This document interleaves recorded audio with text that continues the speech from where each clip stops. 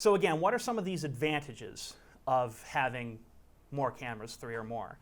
You can achieve definitely a more professional look, maintain audience interest by switching in and out, so on and so forth. You can help your audience focus on points of interest, like kind of what we're doing right now with the screen. And you could have a backup camera in case one craps the bed or something like that. Bam, look, you still have 2 cameras working. It's not the end of the world.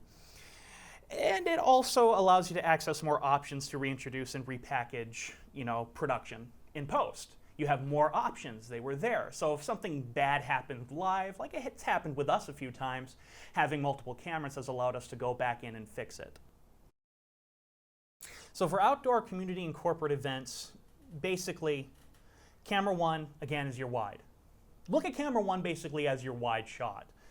Camera 2 is a close-up of the head. Camera 3 is a crowd shot and the audience. Your bonus cam, again, tends to be subjective. Depends, it all depends on your situation. But that can be roaming, reactions to the person speaking and so on and so forth. An entirely separate point of view from cameras 1 and 2. Note, this is actually very important. I'm going to read this verbatim.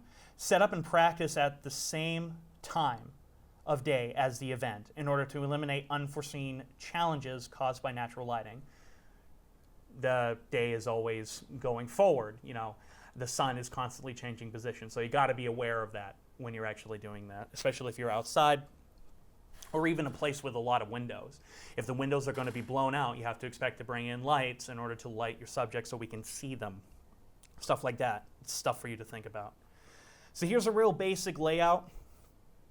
You have camera 1, again, that is your wide, capture basically everything. Kind of like the layout that we actually have here. Camera 2 focuses primarily on your speaker. That's a good close-up. Camera 3 is a reverse. Get reactions of your audience. And then your bonus camera is just another point of view, maybe an over-the-shoulder shot of your speaker to their audience. So that's really simple. You can also have your screen. That screen could also be an extra camera, an extra feed to put into your stream. So the possibilities are endless. Usually they have a PowerPoint presentation like what we do. That's just going to add production value.